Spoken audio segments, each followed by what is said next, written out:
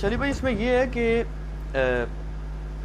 رسول پاک صلی اللہ علیہ وسلم کی صحیح حدیث ہے کہ 73 فرقوں والی. اب اس میں ایک ہے فرقہ ناجیہ. فرقہ ناجیہ کے متعلق یہ ہے کہ یا تو وہ بریلوی ہوں گے یا دیوبندی ہوں گے یا شیعہ ہوں گے یا اہل حدیث ہوں گے یا زیدی ہوں گے یا جس کو بھی آپ کر لیں. یہ نہیں ہو سکتا کہ صرف آپ ہوں یا آپ کے ہمارے جیسے فالوور ہو جائیں یا مفتی ساق صاحب ہو جائیں یا ان کے فالوور ہو جائیں. ٹھیک ہے. اور یہ بھی نہیں ہو سکتا کہ 1400 سال تک کوئی فرقہ ناجیہ گزرا ہی نہیں. اس کا کیا جواب دیں گے آپ کو؟ اس کا جواب تو تب میں دوں نا جب میرے بھائی میں اپنے علاوہ باقیوں کو کافر کہہ رہا ہوں. یہ تو ان سے پوچھے نا جو فرقہ ناجیہ کے چکر میں اپنے علاوہ سب کو باہر نکالے پڑے ہوئے ہیں. یہ تو ان سے پوچھے نا. میں تو الحمدللہ فرقہ ناجیہ اس اعتبار سے ان سب لوگوں کو سمجھتا ہوں جو اپنے آپ کو مسلمان سمجھتے ہیں اور وہ خود اپنے آپ کو کافر نہیں کہتے ہیں, اسلام سے نکالنا نہیں چاہ رہے ہیں, کتاب و سنت کی تعلیمات کو لے کے چل رہے ہیں, چاہے وہ کسی بھی مکتب فکر سے ہیں. ہم کب کہہ رہے ہیں کہ ہمارے سے پہلے سارے کافر گزرے ہیں؟ ہم تو ساروں کو, ہمارا تو جھگڑا یہ ہے کہ باقی جو فرقہ ناجیہ ہیں یہ پہلے خود, تو میں ان سے اکثر کہتا ہوں کہ آپ پہلے آپس میں میچ کو کھیلیں, آپ میں سے جو فائنل جیت دے اس کا میچ بھی میرے ساتھ ڈلوا لیں. کیا بریلوی دیوبندی اہل حدیث شیعہ اور باقی مکاتب فکر یہ آپس میں میچ کھیل کے کوئی ایک ناجیہ فرقہ ڈیفائن کر چکے ہیں؟ وہ اپنے علاوہ سب کوئی کافر سمجھتے ہیں, سب کوئی گستاخ رسول مشرک سمجھتے ہیں اور دوست کی فرقہ سمجھتے ہیں. وہ تو دوسروں کو جب دوست کی فرقہ کہہ رہے ہیں تو اب مجھ سے کیوں ڈیمانڈ کر رہے ہیں؟ وہ تو آپس میں ایک دوسرے کو دوست کی کہہ رہے ہیں, پہلے آپس میں فیصلہ کر لیں. میں تو انسانوں کو انشاءاللہ تعالی جنتی مانتا ہوں اس حوالے سے کہ ان میں جو صحیح لوگ ہیں انشاءاللہ جنت تک جائیں گے, اور جو لوگ فرقہ واریت پھیلا رہے ہیں انشاءاللہ تعالی ان کی پھینٹی لگے گی. باقی جو 73 فرقوں والی حدیث اتنا آسان نہیں ہے اس کو فٹ کرنا, خود ان لوگوں نے ایک دوسرے کے اوپر فٹ کی ہے. اور پھر حنفی شافعی مالکی حنبلی اختلافات کو یہ فروعی کہتے ہیں. دوسری جانب تو انہوں نے خانہ کعبے میں 4 مسلے ڈالے ہوئے تھے. اگر یہ فروعی اختلافات تھے تو امام لادا کیوں تھے, ایک دوسرے کے پیچھے نماز کیوں نہیں پڑھتے تھے؟ اگر سنی مانتے تھے سب آپس میں تو یہ 4 انہوں نے اماموں کے نام کے اوپر مسلے کیوں کھڑے کیے ہوئے تھے؟ اور فقہ کی کتابوں میں آپ جائیں تو فقہ حنفی کتابوں میں یہاں تک لکھا ہے کہ اگر کوئی شافعیہ عورت بیاہ کے اپنے گھر لائے تو ایسا ہی ہے جیسے کوئی یہودیہ بیاہ کے لائے. فتاوی الامگیریہ کے اندر باقی کتابوں کے اندر یہ ریفرنسز موجود ہیں. تو یہ بات ہی کرتے ہیں صرف, باقی ایک دوسرے کو پکا گناہ سمجھتے ہیں. یہ تو آپ نے میری بات کی پھر تصدیق کر دی نا. ان کا تو موقف ہے بالکل کلیئر. مثلا ان کا موقف یہ جی ہمارا یہ گروہ ہے, یہ ہمارے علماء ہیں, ہم حق پر ہیں, ہم فرقہ ناجیہ, باقی سارے جنمی ہیں. آپ کا وہی صاحب ہے کہ وہ ہمیں کہتے ہیں جی کہ ادھر کی اینٹ ادھر کا روڑا بان متی نے کنبا جوڑا, کہ جناب یہ شیعوں سے لے لیا, یہ دیوبندیوں سے لے لیا, یہ بریلویوں سے لے لیا. وہ کہتے ہیں یہ فکر کبھی دنیا میں رہی ہے آج تک؟ جی بریلوی دیوبندی اہل حدیث شیعہ سے ہم نے کب کوئی چیز لی ہے؟ ہم تو اہل سنت کی مین سٹریم کی کتابوں سے چیزیں لے رہے ہیں. اگر امام بخاری امام مسلم کی کتابوں سے ہم کو ریفرنس آپ کو پیش کرتے ہیں تو یہ اگر آپ اس روڑے کو آپ سمجھتے ہیں کہ یہ کوئی رانگ نمبر ہے تو آپ امام بخاری امام مسلم کو رانگ نمبر کہیں نا, مجھے تو نہ کہیں. ہم تو اسی لیے کہتے ہیں پھر یہ ٹنی ہے. انہوں نے اپنی اپنی مطلب کی بخاری مسلم لی ہوئی تھی, ہم نے ساری کمبائنڈ فارم میں ایک جگہ کر دی ہے. اگر میری کوئی ذاتی کتاب ہوتی, میں اپنی سند کوئی پہنچا رہا ہوتا نبی علیہ السلام تک, تو آپ ضرور اعتراض کرتے. میں تو ہمیشہ بخاری مسلم کے ریفرنسز دے رہا ہوں. اب آپ اپنے بزرگوں کو روئیں جنہوں نے آپ کو دھورا دین دیا تھا, آدھی باتیں بتائی تھیں آپ کو بخاری مسلم سے, آدھی باتیں چھوڑ دی ہوئی تھی, میں نے وہ ساری لا کے پبلک کے سامنے رکھ دی ہیں. اصل سننی ہے میں وہاں تو بزرگ بھی ٹننی تھے, تسی بھی ٹننی, پھر تو میں ہی کہوں گا نا. اگر میری کتابیں اپنی ہوتی, سنیوں والی کتابیں نہ ہوتی, آپ کا اعتراض بالکل جین بن تھا کہ جس نے گھر بیٹھ کے باتیں بنائی ہیں. اگر بخاری مسلم میں انٹرنیشنل نمبرنگ میرے علاوہ کوئی بندہ نہیں بتاتا کہ آپ کاؤنٹر چیک کر سکیں, کوڑ مار کے ٹوٹ جاندے ہیں ویڈیو دے اندر. میں انٹرنیشنل نمبرنگ بتاتا ہوں, لوگ کاؤنٹر چیک کرتے ہیں اور وہ نکلتی ہے. تو اگر میں نے یہ حدیثیں نکال کے پبلک کو بتائی ہیں تو یہ حدیثیں میں نے گھر تو نہیں لکھی ہیں, بخاری مسلم میں پہلے تھی. آپ اپنے بزرگوں کو روئیں, ان کے ساتھ جا کے آپ وہ جس پریس کلب کے باہر احتجاج کریں اپنے بزرگوں کے خلاف کہ جی ہم نے تو آپ انجینئر صاحب کو اپنا بزرگ مان لیا کیونکہ آپ نے تو بخاری مسلم میں حدیثیں ہم تک چھپائی ہوئی تھی. آپ نے تو ہمیں بتایا نہیں تھا بخاری میں حدیث ہے 2812 کہ عمار کو ایک باغی جماعت قتل کرے گی, عمار ان کو جنت کی طرف بلائے گا اور وہ جماعت دوزخ کی طرف بلائے گی. آپ تو یہ حدیث چھپاتے نہیں, یہ تو علی نے نکالی ہے. تو میری اگر کتابیں جس دن شادی الگ ہوئی نا اس دن میرے پر اعتراض بنے گا. جب میری کتابیں وہی ہیں جن کتابوں کو آپ بھی مانتے ہیں تو پھر میرے پہ تو اعتراض ہی کوئی نہیں ہے. باقی پرانے بزرگوں کی کیا بات ہے, وہ اللہ تعالیٰ کے پاس جا چکے, وہ اپنے اعمال کا حساب کتاب خود دیں گے, ہم ان کی کوئی تکفیر نہیں کرتے ہیں. اور باقی پریکٹیکلی تو حنفی بھی کئی معاملات کے اندر بزرگوں کے فتوے چھوڑ چکے ہیں. مدینہ کو کیا امام حنیفہ رحمہ اللہ حرم مانتے تھے؟ نہیں مانتے تھے. ابھی شوال کے 6 روزوں کے اوپر بھی میرا انشاءاللہ لیکچر آئے گا. تمام فقہ حنفی کتابوں میں تواتر سے نقل ہوا ہے کہ امام شافعی, امام ابو حنیفہ رحمہ اللہ تعالیٰ ان کو 6 روزوں کو مکروہ سمجھتے تھے. امام مالک بھی, امام مالک کی تو الموطا امام مالک میں لکھا ہوا ہے, لیکن آج ہمارے پاس حدیثیں موجود ہیں تو یہ اختلاف رائے کرتے ہیں نا. مفقود الشعر جو ہے مفقود الشوہر عورت جس کا شوہر گم جائے، ایسی عورت وہ 4 سال تک انتظار کرے گی. امام مالک کا فتویٰ ہے، امام حنیفہ کا فتویٰ ہے کہ 90 سال تک انتظار کرے گی، یا اس کے خامند کے ہم عمر سارے لوگ فوت ہو جائیں. تو کیا حنفی 90 سال والا فتویٰ یہ اپنی پبلک کو بتا سکتے ہیں؟ فتویٰ تو امام مالک کے فتوے کے اوپر دے رہے ہیں. تو یہ ادھر کی اینٹ ادھر کا روڑا تو یہ خود بھی لگا رہے ہیں. ہم تو دلائل کے اوپر بات کرتے ہیں. پہلے سب سے پہلے ہمارے عقائد بتائیں کہ ہمارا کون سا عقیدہ کتاب و سنت کے خلاف ہے. کتاب و سنت کے، بزرگ بابوں کے نہیں، ان کا ہم کوئی ذمہ دار نہیں. کیوں؟ یہ آپس میں بھی ایک دوسروں کے بزرگوں کو نہیں مانتے. امام ابو حنیفہ رحمہ اللہ تعالیٰ کا نام تحقیر کے ساتھ لیا کرتے تھے احمد بن حنبل. ایلو لے جو میرے کو ریکارڈنگ گلا سنیے سر. مسند احمد میں موجود ہے، اپنے بیٹے سے حدیث بیان کر رہے ہیں اور کہتے ہیں وہ ابو فلانا کہتا تھا. ابو حنیفہ بھی نام نہیں لیا. تو پھر بیٹے نے پوچھا کینوں فلانا کہتے پہ فلانا، جسے پنجابی فلانا ٹینگا کہہ دینے نا. انہوں نے کہا میں ابو حنیفہ کو کہہ رہا ہوں. اس طرح تحقیر کے ساتھ یہ نام لیتے تھے. بالکل جھوٹی باتیں کرتے ہیں کہ جی وہ ان کی قبر پہ جاتے تھے رفع دین چھوڑ دیتے تھے، ان کی قبر پہ جاتے رفع دین کرتے تھے. بالکل جھوٹ مالتے ہیں، بالکل جھوٹ بولتے ہیں. ایک دوسرے کے اوپر اتنی جرح کرتے ہیں. میں جرح کے اوپر پورے لیکچر دے سکتا ہوں کہ انہوں نے ایک دوسرے کو پوڑ کے رکھا ہوا ہے. تو پھر یہ جب آپس میں ایک دوسرے کے ساتھ یہ کچھ کرتے رہے ہیں تو ہم سے کوئی ایکسپیکٹ کرتے ہیں؟ ہم بھی اختلاف رائے کرتے ہیں. میں امام حنیفہ، امام شافعی، امام احمد بن حنبل، امام مالک کے قدموں کی خاک بھی نہیں ہوں، لیکن نبی صلی اللہ علیہ وآلہ وسلم کے ٹائٹل پہ ان کو فائز نہیں کر سکتا. جی اچھا جی علی بھائی، آپ نے یہ ذکر کیا جو امام شافعی کا قول ہے، یہ جو اشعار ہے، یہ پبلک سوال نہیں ہے. میں سمجھ گیا ہوں آپ کی بات. اس کو چھوڑ دیں آپ. یہ پبلک سوال نہیں ہے. اچھا، یہ تواتر کے ساتھ نقل ہوئی نہیں چیز. چھوڑ دیں اس کو. بالکل. اور دوسرا یہ کویسچن ہے کہ جو جتنے بھی فرقے ہیں، جس طرح سے علی نقوی بھائی نے یہ کہا کہ وہ اپنے آپ کو فرقہ ناجیہ سمجھ کے پروموٹ کرتے ہیں پبلک میں بھی جتنے بھی ہیں، تو ایک بندہ جو جس طرح سے آپ نے تحقیق کی اور آپ ایک پبلک لیول تک پہنچے، تو ایک بندہ جو اپنے گھر میں بیٹھ کے کر رہا ہے وہ بالکل ڈسٹنگوشڈ ہے، تو کیا وہ فرقہ ناجیہ میں شمار کیا جائے گا؟ کیوں نہیں شمار کیا جائے گا میرے بھائی؟ اگر وہ قرآن حکیم پڑھتا ہے، خواہ اپنے مکتبہ فکر کا پڑھ لے، بریلوی ہے تو بریلویوں کا پڑھ لے، دیوبندی ہے دیوبندیوں کا پڑھ لے، شیعہ ہے شیعوں کا پڑھ لے، اہل حدیث ہے اہل حدیثوں کا پڑھ لے، اس کے بعد اپنے عقیدوں کو ان کے مطابق کر لے، تو وہ فرقہ ناجیہ میں شامل ہے. اگر یعنی قرآن کا پہلا صفحہ کہہ رہا ہے ایاک نعبد و ایاک نستعین، اس کا ترجمہ بریلویوں نے بھی وہی کیا ہے، اہل حدیث نے بھی وہی کیا ہے، دیوبند نے بھی وہی کیا ہے.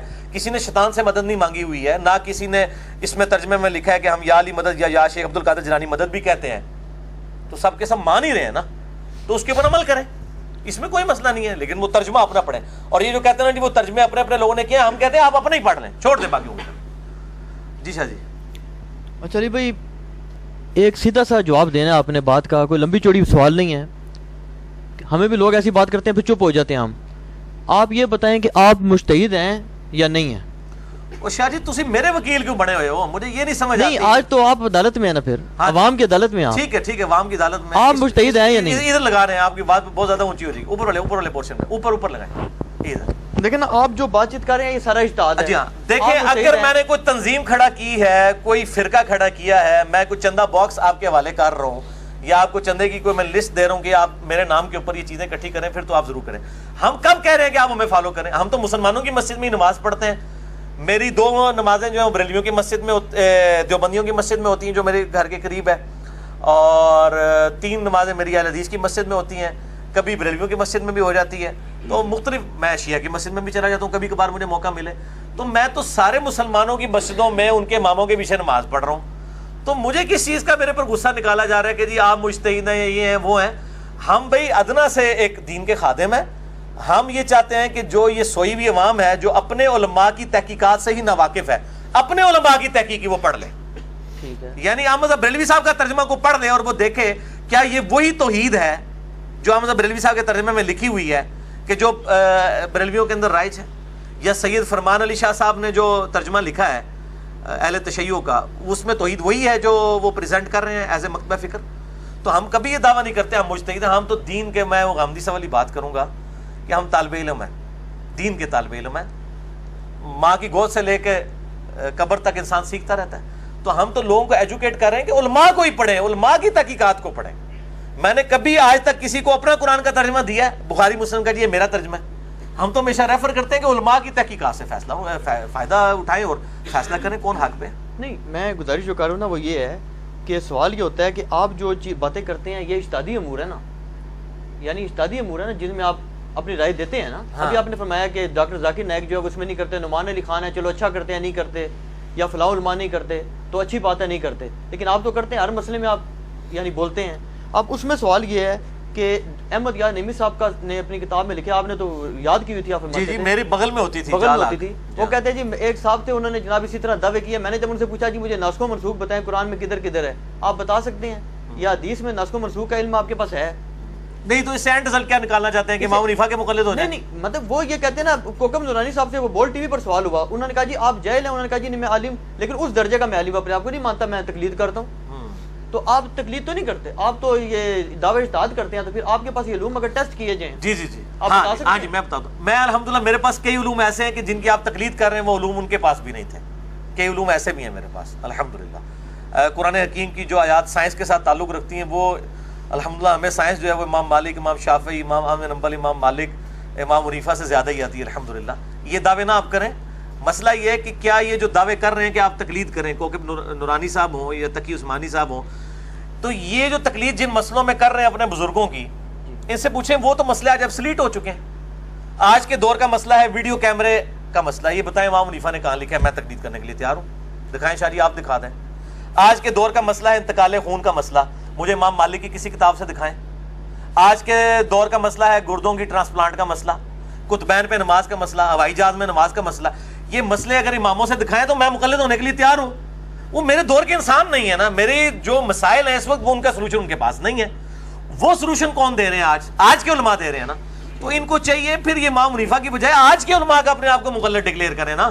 یہ امام حنیفہ کا مقلد کیوں کہہ رہے ہیں, مسئلے تو ان کے مان رہے ہیں, مسئلے تو ان لوگوں نے لکھے ہیں. تو پھر یہ کہیں گے نہیں جی اجتہاد کا دروازہ قیامت تک کھلا ہے, تو ہم بھی کہہ رہے ہیں اجتہاد کا دروازہ قیامت تک کے لیے کھلا ہوا ہے. ٹھیک ہے, تو یہ آپس میں بھی اختلافات. ان سے پوچھیں کہ آپ امام حنیفہ سے بڑے عالم ہیں جو آپ نے ان کا وہ مفقود الشعور والا فتویٰ بدل کے 90 سال والا 4 سال کر دیا ہے. تقی عثمانی صاحب امام حنیفہ سے بڑے عالم دین ہیں جو انہوں نے فتویٰ بدل لیا. نہیں وہ کہتے ہیں جی ہم نے امام مالک کا لیا نا, ہمیں کو اپنا اجتہاد تو نہیں کیا. نہیں لیکن تقلید تو ختم ہو گئی نا آپ کی. ہم بھی یہی کر رہے ہیں کہ جس مسئلے میں امام مالک کا فتویٰ ٹھیک ہے ہم لیتے ہیں. اچھا ہاں بالکل, ہمیں یہ بتائیں کہ ہم نے کون سا ایسا عقیدہ اڈاپٹ کیا ہے یا ایسا کون سا فقہ کا مسئلہ اڈاپٹ کیا ہے جو اہل سنت کے مین سٹریم کے علماء کا نہیں رہا. جب یہ خود بدلتے رہتے ہیں اپنے فتوے, تو اگر ہم بھی دلائل کی روشنی میں لیتے ہیں, اگر میرے نزدیک یہ ہے کہ خون نکلنے سے وضو نہیں ٹوٹتا, تو یہ میرے عقیدے کا تو اکیلے کا تو عقیدہ نہیں تھا. تو امام شافعی کا بھی یہ موقف ہے, امام بخاری کا بھی یہ موقف ہے, اور یہ موقف میں نے ان کی وجہ سے نہیں مانا, میں نے ابو داؤد کی اس حدیث کی وجہ سے مانا ہے کہ جو ایک صحابی کو پیرے پہ کھڑا کیا تھا, ان کو تیر لگتے رہے, خون نکلتا رہا, انہوں نے نماز اپنی مکمل کی. اور یہ اکثر کہہ رہے ہوتے ہیں کہ جی وہ بعض تھوڑی دیر کے لیے شافعی ہو جاتے ہیں, ساتھ حنفی ہو جاتے ہیں. بھائی ہم ہر معاملے میں نبی علیہ السلام کے ساتھ ہیں. یہ ہمیں امام شافعی نے تو مسئلہ نہیں بتایا, یہ تو نبی صلی اللہ علیہ وسلم کے صحابہ نے بتایا. اس طرح بیوی کو ہاتھ لگانے سے وضو ٹوٹ جاتا ہے, امام شافعی کا موقف یہ غلط ہے, امام حنیفہ کا صحیح ہے. تو نہ امام حنیفہ کروں لے کے آئے مسئلہ تھے, نہ امام شافعی کروں لے کے آئے. ہمارے پاس حدیث موجود ہے صحیح بخاری کی کہ عائشہ رضی اللہ تعالیٰ عنہ کہتی ہیں کہ میں نماز پڑھ رہی ہوتی تھی, حجرے جو ہے وہ تنگ تھا, جب آپ صلی اللہ علیہ وآلہ وسلم سجدے میں جانے لگتے تھے میرے پاؤں کو ٹو دیتے تھے, میں پاؤں سمیٹ لیتی تھی, آپ نماز پڑھتے تھے, اس دوران آپ اپنی بیوی کو ٹچ کر رہے تھے, آپ کا وضو بھی نہیں ٹوٹتا تھا. تو ہم تو اس مسئلے میں امام حنیفہ کے ساتھ ہیں, اس لیے کہ ان کا مسئلہ حدیث کے مطابق ہے. ہم یہ کہتے ہیں ان اماموں نے کون سا ایسا مسئلہ آج کے دور کا بتا دیا ہے جو کتاب و سنت میں موجود نہیں ہے, بلکہ ہم درجنوں ایسے مسئلے بتائیں گے جو ہم آپ کو بتائیں گے اور وہ ان بزرگوں نے نہیں بتائے ہوں گے, تو پھر آپ ہمارے مقلد ہو جائیں گے. اجتہاد کا کوئی مسئلہ نہیں ہے, عقائد کے اوپر ہم الحمدللہ دلائل, اور عقائد پہ جو خود کہتے ہیں کہ ہم تقلید نہیں کرتے ہیں, کہتے ہیں نا. ہاں بالکل. اچھا تو ان سے پوچھیں کہ عقائد میں امام حنیفہ کی تقلید کیوں نہیں کرتے, کیا امام حنیفہ بد عقیدہ تھے؟ نعوذ باللہ. اور ہے تھے, ان کے نزدیک تھے, ان کے عقائد ان سے نہیں ملتے تھے, اس لیے کہتے ہیں ہم مقلد نہیں ہیں. بھائی جس کے عقیدوں کے آپ مقلد نہیں ہیں اس کی فقہ کیوں لے کے چل رہے ہیں؟ جس کا عقیدہ ہی صحیح نہیں ہے آپ کے نزدیک, تو آپ کی اس کی فقہ کیا لے کے چلیں؟ تو یا پھر آپ نے جو عقیدے جو لکھے ہیں اس کے اندر جال حق کے اندر مفتی احمد خان نعیمی صاحب نے, یا جو وہ ہے کتاب ان کی اختلاف امت اور صراط مستقیم میں یوسف لدھیانوی صاحب نے جو دیوبند کے عقائد لکھے ہیں, یہ ذرا امام حنیفہ سے ثابت کریں کہ امام حنیفہ قبروں سے جائز طریقے سے فیض لینے کے قائل تھے. المحند المفند میں جو شیخ خلیل سہارنپوری نے لکھا ہے, تو دکھائیں یہ عقائد ان سے, کہیں ثابت نہیں ہے. بلکہ وہ کہتے ہیں ہم تو عقائد میں ابو منصور ماتریدی اور ابو الحسن الاشعری کے پیروکار ہیں. یہ المحند کے مقدمے میں انہوں نے لکھا ہے, ان کے ہم عقائد میں ان کے پیروکار ہیں اور فروع میں ان کے ہیں. فروع میں ہاں ٹھیک. تو ان کو تو خود ہی نہیں کلیئر ہو رہا کہ اسی کس ٹائم اسی الحمدللہ قائد اور فروغ دوئے امام اعظم محمد رسول اللہ صلی اللہ علیہ وآلہ وسلم دے پیروکار ہیں. اچھا یہ جو آپ کے سامنے احادیث کی کتب پڑھی ہوئی ہیں, جی جی, اگر یہ ساری کتب میرے جیسا ایک شخص پڑھ لے یا یہ سعید بھائی پڑھ لیں اور کیا جی سے یہ مسئلہ سمجھ آ رہا ہے, تو کیا یہ بات کافی ہے یا ہمیں یہ بھی بتانا پڑے گا یار اس سے سلف نے یہ فہم لیا تھا, آپ کا اس میں کیا موقف ہے؟ سلف کے فہم کو آپ مانتے ہیں یا نہیں مانتے؟ جی سلف کے فہم کو مانتے ہیں. اگر سلف کے فہم سے مراد یہ ہے کہ سلف آپ کو بتا رہے ہوں کہ یہ حدیث لکھی ہوئی ہے, اس حدیث کا مطلب یہ ہے, ٹھیک ہے. اگر سلف یہ کہہ رہا ہو حدیث پڑھنی نہیں چاہیے, یہ حدیث بیان نہیں کرنی چاہیے, تو پھر ہم کہیں گے کہ ایسے سلف کے ختنے چیک کرنے چاہیے کہ وہ مسلمان بھی ہے کہ نہیں, کہ جو نبی صلی اللہ علیہ وآلہ وسلم کی حدیث کے بارے میں یہ کہتا ہے کہ یہ حدیث بیان نہیں کرنی چاہیے, وہ یہ بتانا چاہ رہا ہے کہ نبی علیہ السلام نے یہ جو حدیث بیان کی ہے بالکل غلط کیا اور امت کو نہیں بتانی چاہیے تھی, نعوذ باللہ من ذالک, تو وہ کتمان حق کی طرف ہمیں گائیڈ کر رہا ہے. تو میں تو پھر وہ ایک مہذب الفاظ استعمال کرتا ہوں کہ ایسے سلف کے پھر خطرے چیک کرنے چاہیے جو کہتا ہے کہ حضور کی بیان کردہ بات کو آگے بیان نہیں کرنا, تا وقت کہ وہ یہ ثابت نہ کر دے کہ اللہ کے نبی نے خود فرمایا ہو کہ یہ بات جو ہے یہ خاص اس کے لیے, اس کو آگے بیان نہیں کرنا, جیسا حذیفہ ابن یمان کو منافقین کے نام بتائے اور پھر منع فرما دیا کہ آگے نہیں بتانے. تو جو چیزیں آپ صلی اللہ علیہ وسلم نے دلائل النبوہ کے کانٹیکسٹ میں بیان کی ہیں آگے اور وہ پبلک میں آگے ٹرانسفر ہوئی ہیں, وہ حدیثیں تو جو کہے گا بیان نہیں کرتا, تو پھر ہم سلف سے پہلے اس کا لائسنس چیک کریں گے کہ وہ مسلمان بھی ہے کہ نہیں, بغیر نام لیے خطرے چیک کریں گے اس. چلیں آپ نے یہ بات اب کی ہے نا, بڑی آپ نے سخت بات کی ہے. یہ بتائیں کہ مشاجرات صحابہ کو آپ ڈسکس کرتے ہیں اوپنلی اور ہمارے جیسے جائے لوگوں کے سامنے اوپنلی ڈسکس کرتے ہیں, علماء کے حلقے میں نہیں کرتے. مانو پتہ ہے تو اسی آگے ٹکڑا ہے. اچھا اب مجھے یہ آپ بتائیں کہ اس پہ سلف کا فہم کیا ہے؟ میں یہ کہتا ہوں جی شاہ جی, مشاجرات صحابہ اگر تو مجھ سے پہلے دنیا میں ڈسکس ہی کبھی نہیں ہوئے, میں نے ہی پتھر پھینکا ہے پہلا آ کے, پھر تو اسی میرے گل پہ وہ نہیں بتائیں کس نے کی ہے. سارے ڈسکس کرتے آ رہے ہیں, پوری دنیا میں ڈسکس ہو رہے ہیں. سنی شیعہ جب کنفلکٹ بن گیا جی تو پوری دنیا کے اندر جنگ جمل صفین نہروان تو ڈسکس ہوتی ہے, ہمارے کورسز کے اندر موجود ہے, تاریخ اٹھا کے دیکھیں تاریخ کے کورسز کے اندر موجود ہے. اور المصنف ابن ابی شیبہ میں سلف ہی ہے نا, مصنف ابن ابی شیبہ نو سلف مندے ہو, امام ابن ابی شیبہ نو المتوفا 235 ہجری, امام بخاری امام مسلم کے استاد ہیں. صحیح مسلم میں 1500 حدیثیں اس سے ہیں. انہوں نے باقاعدہ باب باندھا ہے کتاب الجمل, جس میں باب باندھا ہے جمل پہ, نہروان پہ اور صفین کے اوپر چیپٹر سلف نے باندھے ہیں. تو مشاجرات صحابہ تو ڈسکس کیا, باقاعدہ چیپٹر بنا کے ڈسکس کیا. نہیں چیپٹر میں انہوں نے اوپر یہ چیپٹر بھی بنایا کہ جی حضرت علی حق پہ تھے یا حضرت امیر معاویہ, وہ حدیثیں لکھ دی ہیں نا جناب, حدیثیں لکھ دی ہیں. یہ حق پہ کیا نبی علیہ السلام خود بتا کے گئے ہیں, وہ تو آپ کے سرٹیفکیٹ کی ضرورت ہی نہیں ہے, آپ صلی اللہ علیہ وآلہ وسلم امت کو خود بتا کے گئے. ظاہر ہے جب مسئلے اٹھیں گے اسی وقت. اب مجھے ہی بتائیں, اہل حدیث مقدہ فکر کے لوگ جو امی عائشہ رضی اللہ تعالیٰ عنہا پر جو بدکاری کی تہمت لگی, جس میں نبی صلی اللہ علیہ وآلہ وسلم نے کئی دن تک وحی کا انتظار کیا, اس سے اہل حدیث علماء نہیں کہتے ہیں کہ جی وہ حضور کو اگر علم غیب ہوتا تو آپ صلی اللہ علیہ وآلہ وسلم پہلے ہی بتا دیتے, آپ اس لیے پریشان رہے کہ آپ کی وہ بیوی پہ تہمت لگی تھی کہ وہی نہیں آ رہی تھی. یہ کہتے ہیں کہ نہیں, اپنے لیکچرز کے اندر کہتے ہیں. اچھا تو کیا کسی سلف نے حدیث افک سے حضور کے علم غیب کی نفی ثابت کی ہے, اس کو چیپٹر بنایا ہے کہیں پہ؟ اسی طریقے سے جو صحیح بخاری میں آتا ہے, ابو داؤد میں ڈیٹیل آتی ہے کہ غزوہ خیبر کے موقع پر ایک یہودیہ نے حضور کی دعوت کی صلی اللہ علیہ وآلہ وسلم, زہر آلود گوشت کھلا دیا اور اس میں کچھ صحابہ شہید بھی ہو گئے, اور آپ صلی اللہ علیہ وسلم نے بھی اپنی زبان پہ رکھا اور پھر وفات سے پہلے وہی زہر عود کر آیا. تو آپ صلی اللہ علیہ وسلم کو اگر یہ پتا ہوتا کھانے سے پہلے کہ یہ اس میں زہر ہے تو آپ صحابہ کو بھی نہ کھانے دیتے. وہ کہتے ہیں دیکھیں اس سے پتہ چلا علم غیب نہیں تھا. کس سلف نے اس حدیث کے اوپر باب باندھا ہے کہ حضور کے علم غیب کی نفی؟ تو یہ نکلتی ہے, یقیناً نکلتی ہے, رزلٹ تو نکلتے ہیں.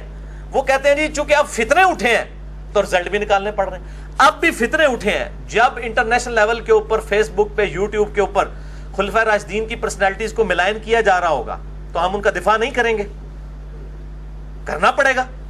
تو یہ مسئلے تو اٹھتے ہیں نا, تو پھر ظاہر ہے کہ اس کا جواب دینا پڑتا ہے. ہم تو جواب والے اینڈ کے اوپر ہیں. باقی رہا کہ احمد بن حنبل یا کسی کا یہ فتویٰ کہ مشاجرات صحابہ ڈسکس نہیں کرنے چاہیے, ظاہر ہے وہ آج کے دور کے انسان نہیں تھے, یہ ان کا فتویٰ ہے نا, قرآن و سنت تو نہیں ہے نا, یہ ان کا اپنا فتویٰ ہے. ظاہر ہے انہوں نے یہی سمجھا کہ نہیں کرنا چاہیے تو بہتر سمجھا ہوگا. آج وہ زندہ ہو سکتا ہے, ہمارے سے زیادہ بڑھ چڑھ کے بیان کرتے کیونکہ پرابلم سامنے آ رہے ہیں نا. جب ایشو سامنے آئیں گے تو پھر جواب لکھنے پڑیں گے. اچھا یہ جو شیخ زبیر علی صاحب نے 51 سٹیپ میں نماز نبوی لکھی ہے, یہ کس سلف نے نماز نبی کے اوپر اس طرح کتاب لکھی ہو کہ ایک حدیث بخاری سے اٹھائی ہو، ایک مسلم سے، ایک ترمذی سے، اور سٹیپ بنا کے، یہ تو سٹیپ بخاری نے نہیں بنائے، مسلم نے نہیں بنائے. پوری نماز کا طریقہ تو بخاری مسلم میں موجود نہیں ہے. ساری احادیث کو جمع کر کے ہم سٹیپ وائز بناتے کرتے ہیں نا. تو ہم یہ کہیں گے پھر نماز کے اوپر کوئی کتاب نہیں لکھنی چاہیے. کسی سلف سے ثابت نہیں ہے کہ اس طرح سٹیپ بنائے کے. چیپٹرز بنانے کی بات نہیں کر رہا، سٹیپ بنا کے پورا تکبیر تحریمہ سے سلام تک نماز نبوی صحیح احادیث کی روشنی میں کڈو کی سلف نے لکھی یہ کتاب. تو بھئی جب فتنے اٹھیں گے اسی وقت فتنوں کے جواب دینے کے لیے اللہ تعالیٰ اپنے بندوں کو مبعوث کرے گا. ٹھیک ہو. اگر ہم ان کے جواب کے اوپر احادیث سے ہٹ کے کوئی بات کر رہے ہیں تو آپ ہمیں ضرور پکڑیں. اگر آپ یہ کہیں گے حدیثیں ہیں بیان نہیں کرنی چاہیے، تو میں نے تو امام مسلم کا فارم لکھ دیا ہے. ذرا دکھاؤ نا جی ایٹم بم. واقعہ کربلا کا حقیقی پس منظر 72 صحیح الاسناد احادیث کی روشنی میں اہل سنت کی کتابوں سے 200 احادیث میں نے بخاری مسلم اور باقی کتابوں سے جمع کی ہیں. اصول کافی سے تو نہیں جمع کی ہیں، یہ سنیوں کی کتابیں ہیں نا. اور اس میں یہ دیکھیں، یہ سلف کا فارم کو بھی ذرا ہائی لائٹ کریں. یہ جہاں پہ میری انگلی ہے، امام مسلم نے لکھا ہے صحیح مسلم کے مقدمے میں کہ میں عوام الناس کے لیے حدیثیں لکھ رہا ہوں. تو میرے سلف امام مسلم ہیں، انہوں نے کہہ دیا عوام الناس کے لیے حدیثیں ہیں، میں نے بھی عوام الناس کے لیے حدیثیں جمع کر دی ہیں.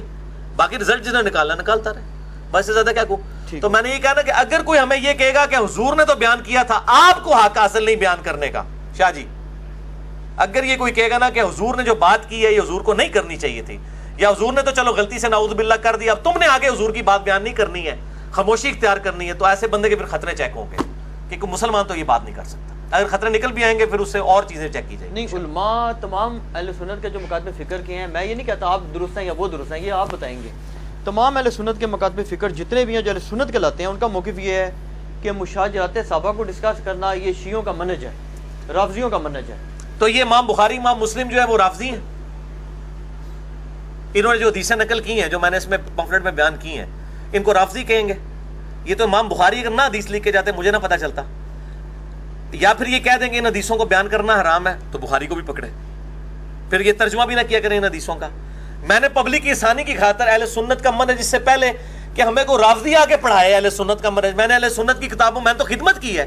یہ تو امت لیول کی خدمت ہے، یہ تو خلافت و ملوکیت اتنی بڑی خدمت نہیں ہے جو میں نے یہ پمفلٹ لکھا ہے کہ میں نے اہل سنت کی کتابوں سے سنیت کا مقدمہ پیش کر دیا. اس کا مطلب ہے آپ واک آؤٹ دینا چاہتے ہیں رافضیوں کو کہ آپ کا مقدمہ کمزور ہے. اگر میں نے یہ اپنے گھر بیٹھ کے کتابیں بنائی ہوں خود، پھر تو میں مجرم ہوں. تو میں نے تو اہل سنت کا مقدمہ اہل سنت کی کتابوں سے پیش کر دیا. ڈسکس تو امام بخاری امام مسلم نے کیا ہوا ہے، سکیٹرڈ فارم میں تھی، میں نے ایک جگہ جمع کر دی، جس طرح آپ نے بھی کہی ہے کہ سکیٹرڈ فارم میں چیزیں موجود تھی، ایک جگہ ٹاپک کے طور پہ جمع کر دی. تو اس میں کون سا حرج والی بات ہے؟ اس سے جو رزلٹ نکالے ہیں ہم نے، اگر آپ ان رزلٹ سے اختلاف کرتے ہیں تو وہ آپ کا حق حاصل ہے. ہم یہ کہتے ہیں ہم حدیث لکھ رہے ہیں، آپ اس پہ رزلٹ خود لکھتے ہیں، حالانکہ ان کو پتہ ہے ان کی جرت بھی نہیں رزلٹ لکھنے، ان کو پتہ ہے جو حدیث میں لکھا ہے وہی رزلٹ ہے. اچھا، اور میں یہ کلیئر کر دوں کہ میں تمام صحابہ اکرام رضوان کی عزت کرتا ہوں اس حوالے سے کہ میں ان کو حضور کی صحبت کی وجہ سے رضی اللہ تعالیٰ عنہ کہتا ہوں. حتیٰ کہ حضرت معاویہ، حضرت عمر بن عاص، حضرت بصر بن ابی ارطا اور حضرت مغیرہ ابن شعبہ رضی اللہ عنہم اجمعین، میں سب کو صحابی مانتا ہوں الحمدللہ ڈنکے کی چوٹ پہ، اور ہر لیکچر میں یہ کہتا ہوں. لیکن اس صحابیت کی بنیاد پہ جو کچھ امت کے ساتھ انہوں نے کیا، اور نبی صلی اللہ علیہ وسلم نے پہلے ہی بتا دیا کہ یہ کچھ کریں گے بخاری مسلم کی حدیث کی روشنی میں، آن دا بہاف آف پروفٹ میں ان سے اختلاف رائے رکھتا ہوں. میری مجھ نہیں کسی نے پائی کھولی، میرے ذاتی کسی نال کوئی مسئلہ نہیں ہے. دین کے ساتھ جس نے معاملہ بگاڑا ہے، اور حضور خود کہہ کے گئے ہیں. اب مجھے بتائیں کوئی شخص اپنی بیوی کے بارے میں یہ اوپنلی بات کرے گا کہ میری بیوی یہ کام کرے گی؟ اور اللہ کے نبی نبی ہیں اور کہہ رہے ہیں کہ میری بیوی پہ حوض کے کتے بھونکیں گے. حدیث متواتر ہے، اما عائشہ پہ جب بھونکے تو ان کا میں واپس جاؤں گی، جمل کے لیے نہیں جاؤں گی. اللہ کے نبی صلی اللہ علیہ وآلہ وسلم نے سیدہ عائشہ کے بارے میں اتنی بڑی بات امت تک پہنچائی ہے، تو یہ دروازہ تو آپ نے کھولا نا، نعوذ باللہ. They are trying to teach their prophet صلی اللہ علیہ وآلہ وسلم. میرا خیال ہے کافی ہے. اور یہ ان جاہلوں کی آپ یہ باتیں، یہ آپ جن جاہلوں کی باتیں پیش کر رہے ہیں نا، ان کو کوئی آٹے میں نمک بھی نہیں ہے. ہماری آواز الحمدللہ ملینز آف پیپل تک پہنچی ہے. لوگ کہتے ہیں جی بڑی آپ کے خلاف کلپ دیکھتے ہیں، لیکن جب آپ کی کوئی بات سنتے ہیں، وہ جب کاؤنٹر چیک کرتے ہیں نکلتی ہے، باقی جتنی بات کرتے ہیں وہ نکلتی نہیں ہے. آپ بات نہیں. تو اس کو کنکلوڈ، اس کو چھوڑ دیں ادھر. میں نے 100 سوالات جو آپ سے 157 مسئلہ ریکارڈ کروائے، اس میں اس ایشو کے اوپر بول چکا ہوں، لہٰذا اس کو میرا خیال ہے ان چیزوں کو اسکپ کریں آپ.